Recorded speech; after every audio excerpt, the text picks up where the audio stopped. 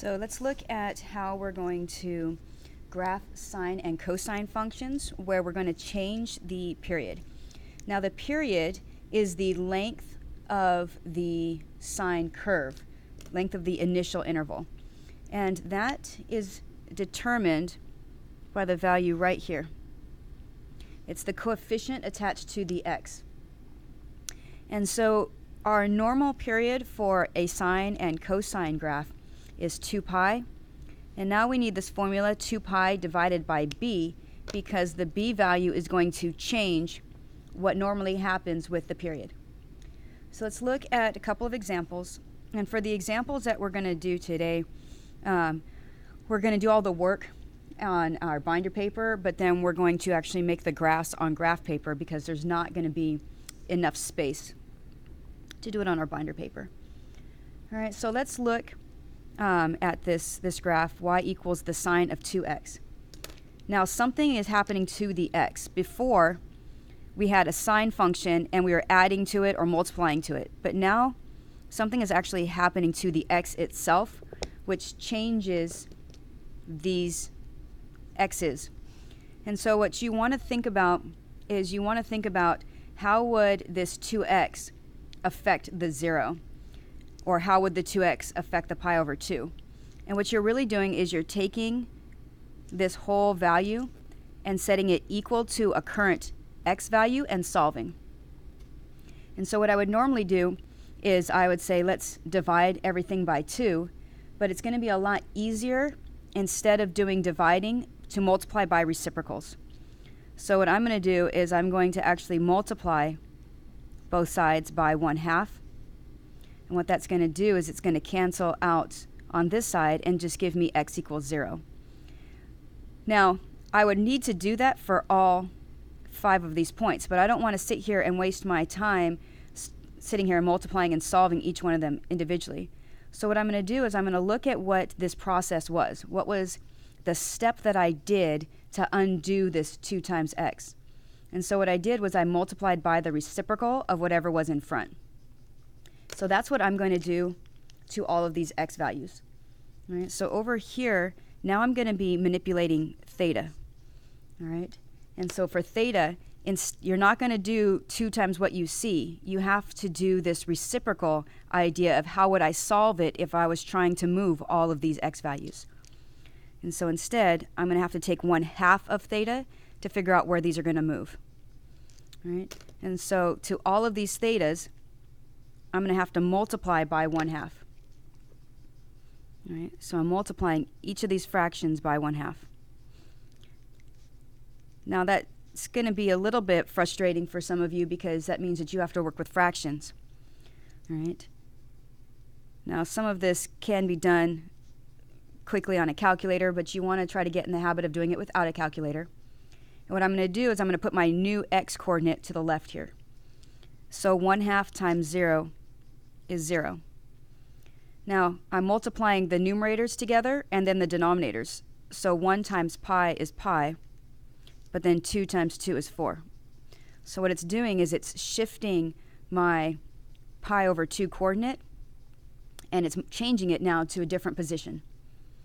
Now, 1/2 of pi is still pi over 2.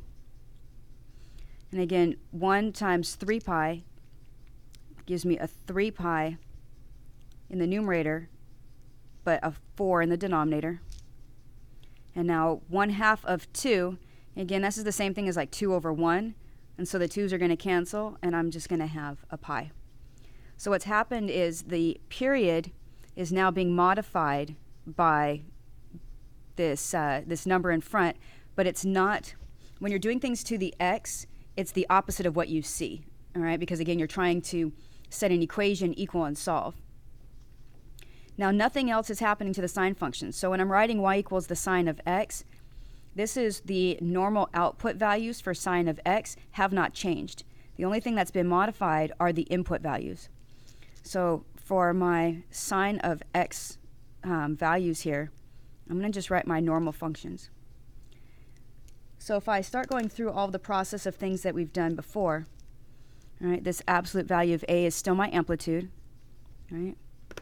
And if I have a d value, that is still going to be my vertical shift. Right? And so when I look at this, my amplitude is 1. But now my period is not just 2 pi, it's 2 pi divided by the b value, which is now pi. What I want you to see is I want you to see that that's telling me the length of my sine curve is now shorter. All right, it only goes from 0 to pi.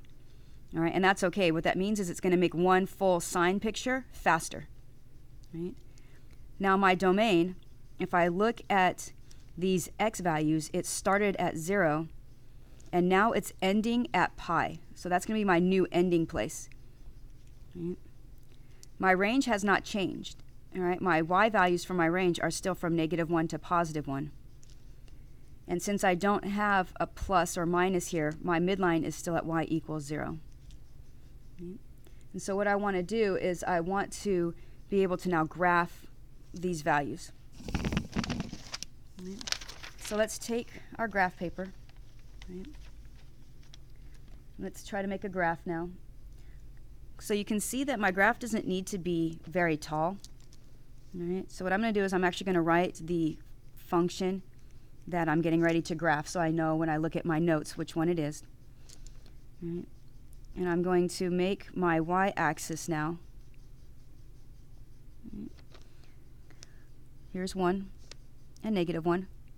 But now when I label my axis, I have to label it by these x values instead. And now you can use each individual increment here, or you can skip. As long as they're equally spaced, it doesn't matter. So here's my 0. This will be my pi over 4. So then the next one would be my pi over 2.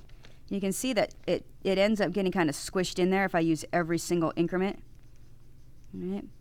And so sometimes it's better to expand it out, and I'm going to do that on my next one instead. Is instead of crushing it tight, I'm going to kind of give myself more space.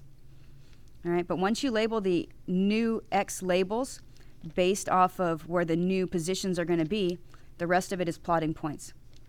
So 0, 0, right?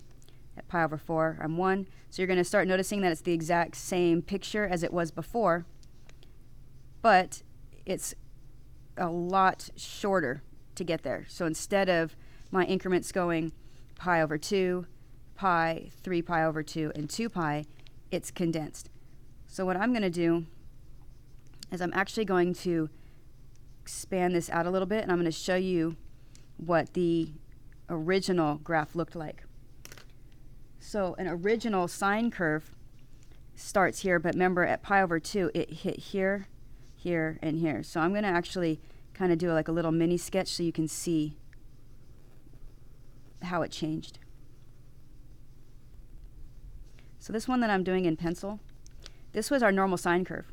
It went from here to pi over 2, pi.